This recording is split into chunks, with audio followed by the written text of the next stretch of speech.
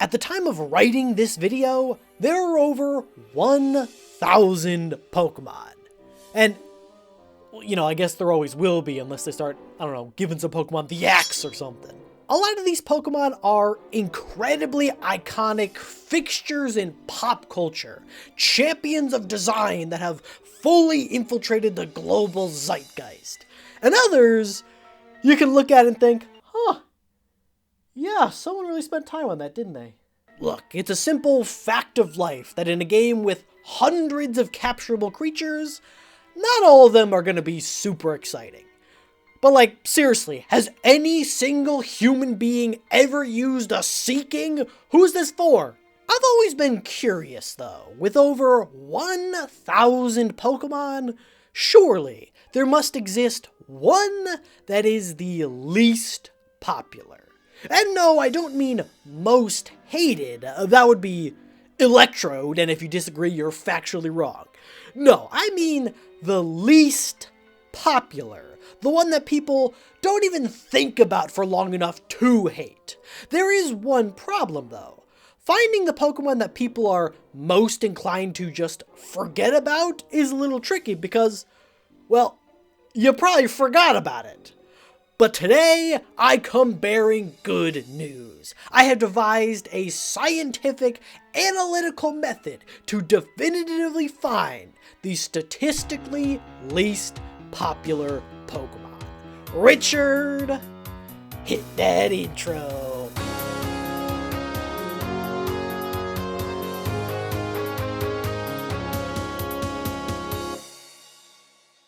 Before we get into the actual data, I need to take you back to the beginning of this whole process because it informs a lot of my methods. I've played Pokemon a lot of times. I've done playthroughs, Nuzlocks, games where every single possible thing is randomized to the point where it's basically not even Pokemon anymore.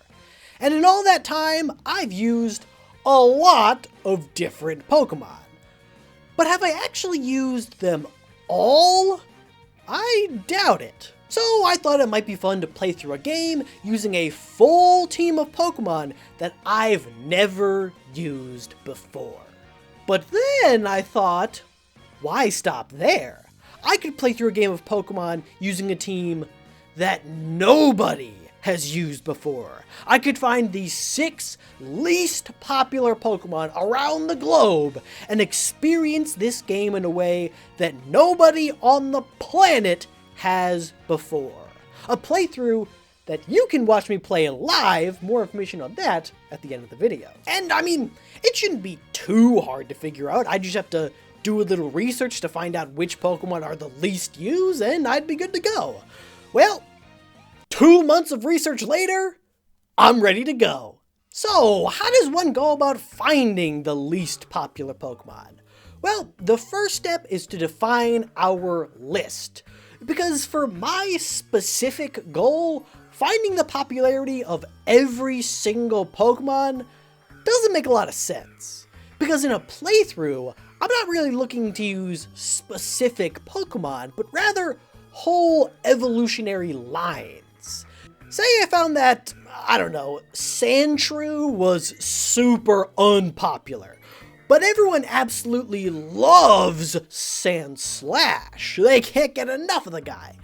In that case, do I use a Sandshrew on my team, knowing that it will eventually evolve into something much more popular? That doesn't really seem in the spirit of the challenge. So today, I will only be looking at fully evolved Pokemon, the culmination of their line, because most of the time, your team will be fully evolved for the majority of the game. And to be honest, most of the time it probably won't change that much anyway. If you used a Breloom, you probably also used a Shroomish. Now, yes, as some people have already pointed out to me, there are certain Pokemon, like ones that evolve via trade, where people may have only used the middle stage evolution. So this line-based method isn't completely fair, but I don't know, just get some friends, I guess. The second restriction for our list is Pokemon availability.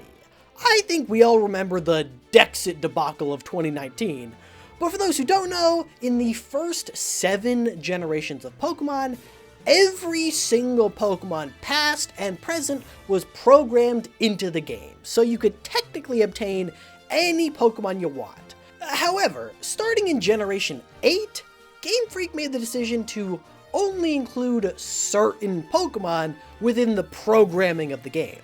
So if you wanted to use, say, a Magcargo in Pokemon Sword and Shield, you can't. It just doesn't exist. This is a bit problematic for the specific challenge that I want to do, because I could end up finding a team that isn't fully available in any game. So, unfortunately, I was forced to limit my search to only Pokemon from generations 1 through 7, so everything up through Alola. It's a shame, but that's the way it's gotta be. And to the dozens and dozens of people who left scathing comments on my survey about how I forgot to include generations 8 and 9 despite me explicitly mentioning it and saying that there was a method to my madness. Look, man, I don't know what else I can tell you. But I'm getting ahead of myself. That leaves us with a list of 437 Pokemon whose popularity we need to rank. My first thought was to use Google search trends. My thought was, if you use a Pokemon, you're probably going to want to look stuff up about it to see its learn set, when it evolves, where to catch it, you know, all the basic information that you need to scroll 2 miles down on Bulbapedia to find. So I wrote up a simple program to pull data from Google Trends and rank every single Pokemon's search history over the last year. Then all I had to do was export that data into a spreadsheet, filter everything, and find that the most popular Pokemon in existence is Persian. Yeah, in hindsight, this approach has a few problems, namely that Pokemon isn't the only thing people search for on the internet. Who knew? But hey, if you happen to hail from the historic Persian region, you can officially say that you are more popular than every single Pokemon. So I'd call that a win. To try to fix this, I added a new factor called the similarity multiplier, where basically if a Pokemon's name is identical to another word that people might be searching for instead, I multiplied its score by 0.2. If its name is pretty close to a common word and some people just suck at spelling, I multiplied it by 0.7. And if it's identical or close to a real word that's pretty obscure, like Alakazam, I multiplied it by 0.9. It's safe to bet that most people were probably looking for the Pokemon, but who knows? There might be a few fans of the 1960 television show The Magic Land of Alakazam. Don't know why you would, it looks absolutely terrifying, but hey. That makes the list a bit better. The top 5 most popular Pokemon are now Mew, Charizard, Arceus, Mewtwo, and Gengar. Ignore the fact that Durant is still way higher than it should be. But I still wasn't satisfied.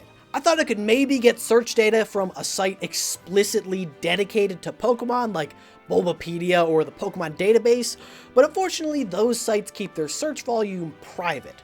So I was forced to go to the next best thing. A survey. That's right, we're officially graduating from a research project to an honest-to-goodness scientific study.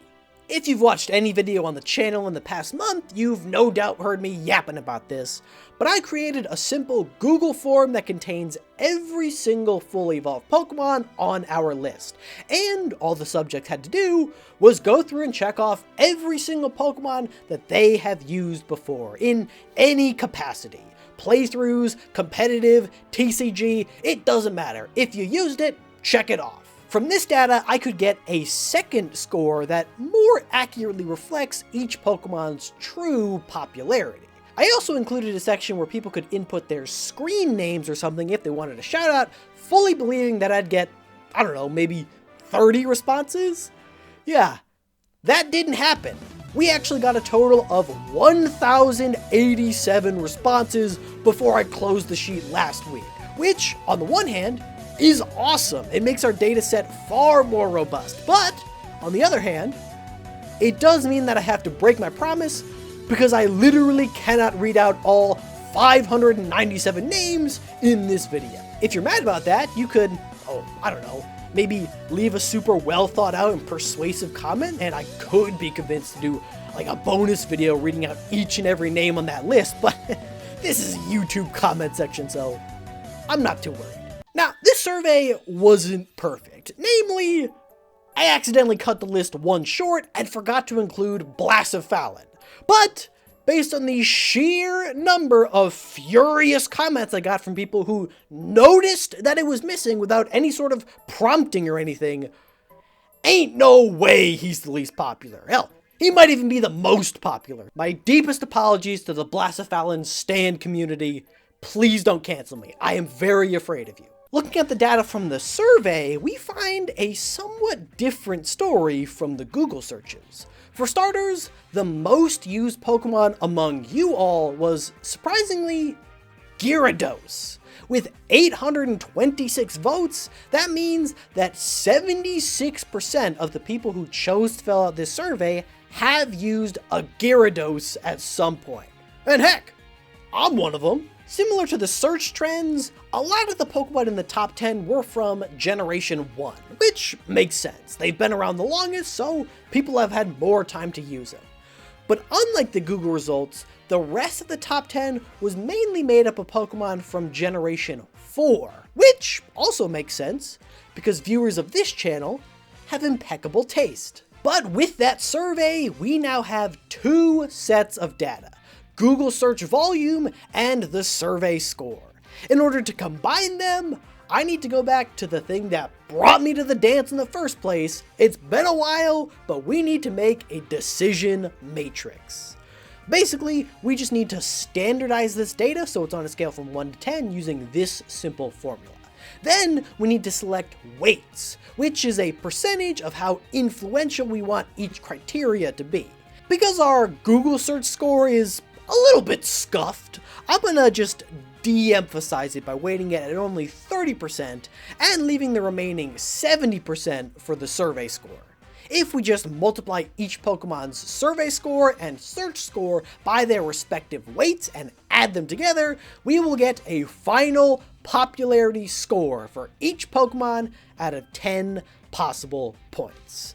I've included a link in the description to the final set of data so you can see how every single Pokemon ranks. For those curious, the most popular using the combined method were Gyarados, Mew, and Charizard. Kind of ironic that I haven't actually used the second most popular Pokemon by this data, but that's not what we're interested in today. It's finally time to build our team. Now, I could just pick the 6 least popular Pokemon and make that my final team, but there's a bit of a problem with that approach. My goal with this playthrough is to figure out if these unpopular Pokemon are hidden gems, or if they deserve to be forgotten, a fate worse than death, to have come and gone like you never even existed in the first place. Using the power of science, of course. But if my team includes 2 Pokemon that fulfill the same exact role, I'll probably just naturally favor one over the other. So to keep my final comparisons fair, I've implemented a rule that I cannot repeat types on my team at all. We'll start from the bottom and work my way up, skipping over any Pokemon whose type I already have represented on my team until I've got 6. For the sake of dramatics, I'm going to reveal them in reverse order, but that's how I got the team to begin with. So, without further ado, let's meet our team of Z-listers. We start with Sunflora, who ranked as the 15th least popular Pokemon based on the survey, the 77th based on Google searches, and 16th using the combined method. This one actually surprised me a bit because its pre-evolution Sunkern was once actually somewhat famous for being the weakest Pokemon in the game. Which, I guess is a pretty good reason to never use Sunflora.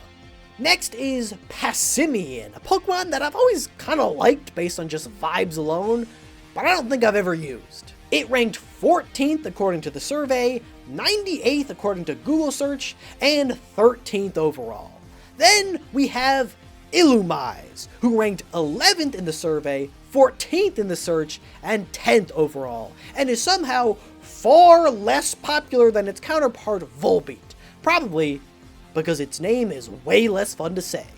Illumais. It's probably not surprising that a lot of the least used Pokemon are normal types. Sure, some of them are pretty dependable, but without any super effective stab moves, they're not necessarily super exciting. But of all the normal types, the least used is apparently Bouffalant, who ranked 5th in the survey, 24th in the Google search, and 5th overall. This one, I'm actually looking forward to. It seems like it might actually be good. But if there were a lot of normal types ranking near the bottom, there are even more water types. Seriously, there are so many useless fish in these games. But ranking at the absolute bottom of the barrel is Huntail, just barely nudging out its evolutionary counterpart Gorbis, probably because it's a lot worse and looks terrible. Huntail ranked 2 in the survey, 47 in Google, and 2 overall. And rounding off the list and claiming the prize as the least popular Pokemon, or least popular fully evolved Pokemon prior to Generation 8, is Kalos' own Aromatisse. A strange design, difficult evolution method, and a very limited game ability combined in the perfect storm to make this weird perfume duck thing the least used and least cared about Pokemon, ranking at 1 in the survey, 4 in the Google search, and 1 overall. Will this weird abomination be able to prove the haters wrong? Well, to find out, you'll have to wait for part 2 of this experiment. For the next couple weeks over on my Patreon, I am going to be playing through Pokemon Ultra Sun, or Ultra Moon, not sure which yet, with this team traded in, keeping meticulous notes on each one's performance, as well as the ultimate metric for judging any gamer, their kill-death ratio, to see if they deserve to be forgotten or if people have been sleeping on these legends for years. Now, obviously, Pokemon games are not that hard for a veteran like me. I'm sure I could beat this game with literally anything. So, for this challenge, I'll be using the following rules. First, the game is randomized, just to provide an interesting and unpredictable challenge. Next, while I won't be enforcing a strict level cap, I'm outlawing any grinding. I can fight wild Pokemon that I happen to come across, and I can battle any trainer I want, but no running around in circles to get that Illumais 20 levels above everyone else, so it's, probably still pretty bad, let's be real, but maybe a little bit usable? There's also no items allowed in battle, and every time I lose a battle, I have to spin the Wheel of Pain, with all sorts of fun, wacky, and ill-thought-out punishments, just to incentivize me to try my best. Again, I'll be streaming the whole thing live to my supporters on Patreon if you subscribe to the $5 tier or higher, with the first stream taking place tomorrow, Saturday the 15th. If you want to watch, there's a link in the description down below. Your direct support helps this channel a ton to ensure that I can keep making videos like this and, not starve to death. If you can't support though, do not worry. I'll be making a follow-up video to this when I'm done with all my results so you can catch up on what happened then. Or, better yet, you can take part in this experiment as well. Because of my type restrictions, there were a lot of unpopular Pokemon that I can't use. So if you want, in the description, it's a busy one this week, there will be another link to yet another Google form. Your job, if you wish to partake, is to pick a team of unpopular Pokemon that you have never used before, and play through a game with those Pokemon, using any sort of rules that you want. Then, when you're done, give each of those Pokemon a performance review based on some simple questions. And, while you absolutely do not have to, If you want to stream/record your own playthrough and post it to YouTube, include the link to the playlist in the form, and I'll create my own playlist with everyone's contributions so that everyone can watch. With our powers combined, we can figure out which of these forgotten Pokemon deserve its time in the limelight, and which ones deserve to have their legacies erased from the fabric of time. With the power of science, of course. So until next time, good luck. And a massive thank you to all my supporters on Patreon, including Alakazam, Aspa102, Big Dog Typhor to Win, Captain Kirby, Sidian, Sherry and Mark, The Boss Killer 94, Tricks of Crows, and someone who has named themselves, "Did you know that the character limit on the Patreon name is very high?" Well, it's high enough in fact that I could name myself M. Thanks, M.